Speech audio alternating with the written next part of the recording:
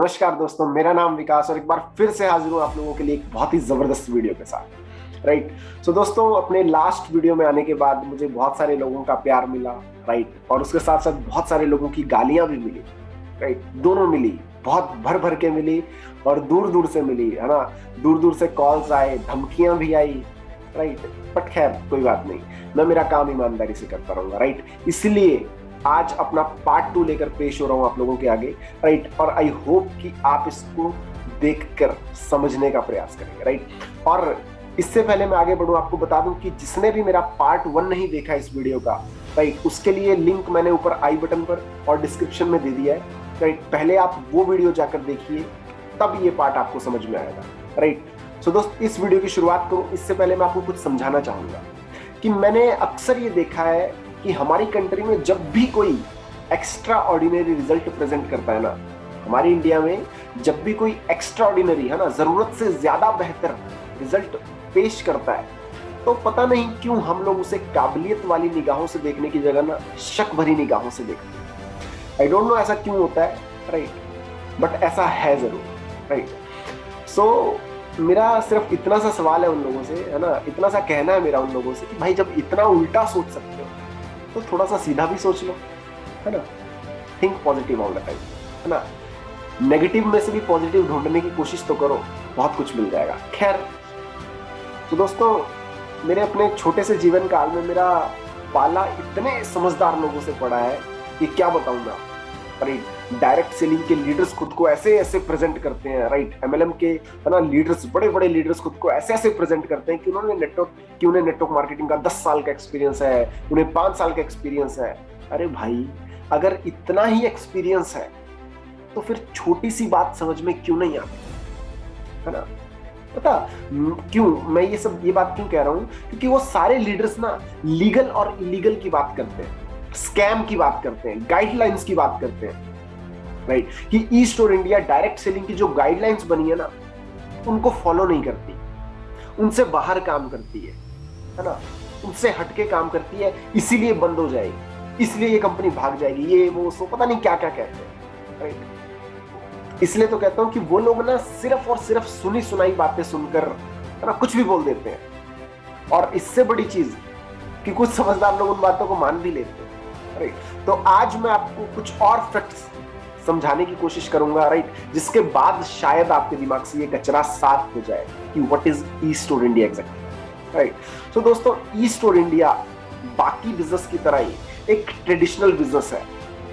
मेरी बातों को बड़े गौर से सुनिएगा दोस्तों। ईस्ट और इंडिया बाकी सभी बिजनेस की तरह एक ट्रेडिशनल बिजनेस है, ना कि डायरेक्ट सेलिंग बिजनेस। राइट। तो मैं इसको डायरेक्ट सेलिंग से कंपेयर करूं ही क्यों गाइडलाइंस की बात करूं।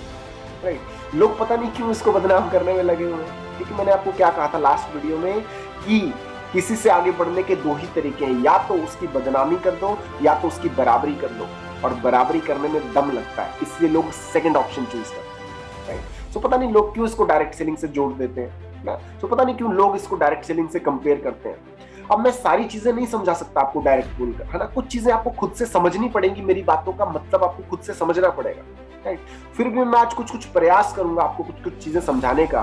राइट। और मेरा प्रयास अब बड़े ध्यान से सुनने की कोशिश करिएगा। क्या कभी आपने पासपोर्ट बनवाया है? क्या आपने कभी ड्राइविंग लाइसेंस बनवाया है? क्या आपने कभी प्रॉपर्टी रजिस्टर करवाई है? क्या आपने कभी जगह जमीन लेकर फ्लैट बनवाया है, प्रॉपर्टी रजिस्टर करवाई है? उन सब को अब मैं ये क्यों बता रहा हूं, है ना, अब ये सब बातें मैं क्यों कर रहा हूं कि दोस्त, उन सब कामों के लिए भी ना गवर्नमेंट की एक अलग से गाइडलाइंस बनी हुई है कि इस काम को ऐसे ऐसे ऐसे, राइट, इन तरीकों से किया जाएगा। लेकिन वो काम कैसे और कैसे होता है, शायद आप मुझसे ज्यादा भली भांति जानते हैं। राइट। क्योंकि आप मुझसे ज्यादा समझदार हैं कि आप किसी भी चीज को किसी भी लेवल पर समझ लेते हैं, तो शायद ये बात आप मुझसे ज्यादा भली भांति जानते हैं, है ना, कि वो काम कैसे होते हैं। सरकारी गाइडलाइंस होने के बावजूद वो काम किस तरह से होते हैं आपको बहुत अच्छे से पता है। राइट। आप लोग मुझसे अच्छे तरीके से जानते होंगे, शायद मुझे बोलने की जरूरत भी नहीं कि वो काम कैसे कैसे होते हैं। तो दोस्त, ये इलीगल लीगल गाइडलाइंस, राइट, इन सब का ज्ञान ना किसी और को देना जिसे बिजनेस की समझ नहीं। राइट। और जो सुनी सुनाई बातें मान लेता है, ना कि अपना दिमाग लगाता है। राइट। तो दोस्त, हम तो किसी भी कॉन्सेप्ट को शुरू करने से पहले उसकी जड़ को समझते हैं कि वो जड़ है क्या, हो क्यों रही है। सुनी सुनाई बात नहीं सुनते, राइट। लेकिन खैर, मैं आपको इनडायरेक्ट वे में आपको एक और बात समझाता हूँ, है ना। बहुत सारे लोग कह रहे हैं भाग जाएगी भाग जाएगी भाग जाएगी। अरे भाई लोग, मुझे एक सिंपल सी बात का जवाब दो कि दोस्तों, ई स्टोर इंडिया बाकी बिजनेस की तरह ही एक ट्रेडिशनल बिजनेस है, ना कि डायरेक्ट सेलिंग बिजनेस। और अब जो मैं कहने जा रहा हूं, राइट, वो जवाब है हर उस आदमी की सोच का।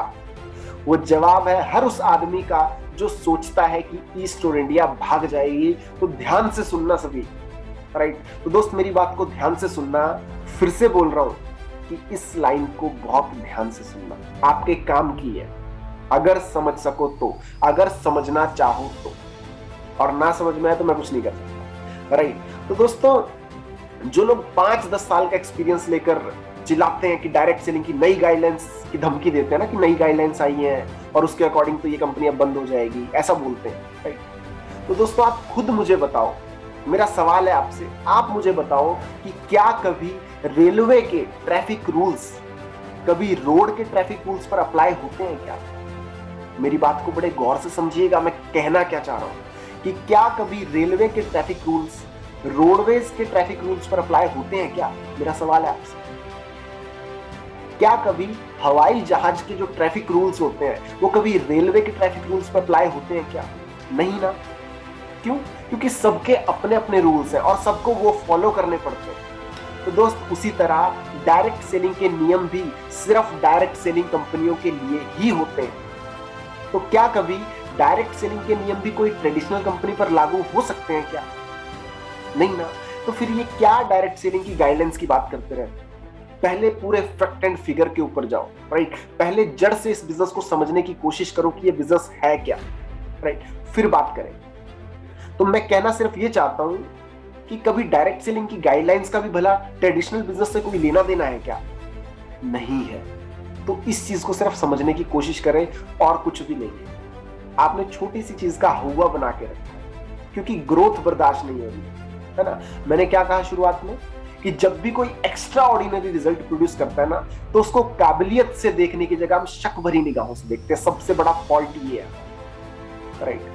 बाकी मैं कहना क्या चाहता था, राइट, मैं समझाना क्या चाहता था, वो मैंने समझा दिया है। बाकी समझदार आप खुद हो, राइट। और रही भागने की बात ना दोस्त, तो अब तो कंपनी इतनी तेजी से भाग रही है कि राइट नाउ लास्ट मेरे ख्याल से 2 हफ्ते पहले कंपनी ने दुबई में खुद को लॉन्च किया, राइट। और दोस्तों, मैं आपको जाने से पहले एक बात और बोल दूं, दुबई में ई स्टोर की प्रेजेंस ही इसकी ऑथेंटिफिकेशन का, राइट, इसकी ऑथेंटिकेशन का सबसे बड़ा सर्टिफिकेट है। एज यू नो, दुबई के सारे लॉज कितने स्ट्रिक्ट है ना, दुबई के सारे नियम कानून कितने सख्त है, राइट। तो आपको पता है कि अगर उस जगह पर किसी कंपनी ने अपनी जगह बना ली तो वो सारे नियमों का पालन ही कर रही है दोस्तों। बाकी आप खुद समझदार हैं। आई होप मेरा मैसेज आप सब तक पहुंच गया होगा, राइट। तो दोस्तों, अगर ये वीडियो पसंद आई हो तो लाइक का बटन दबा दो, राइट, और अपनी सभी टीम में इस वीडियो को शेयर कर दो, सो दैट उनके काम में ये वीडियो आ सके कि हो क्या रहा है और हो क्यों रहा है, राइट। और बेफिक्र होकर काम करो, राइट, क्योंकि लोग हाथ नहीं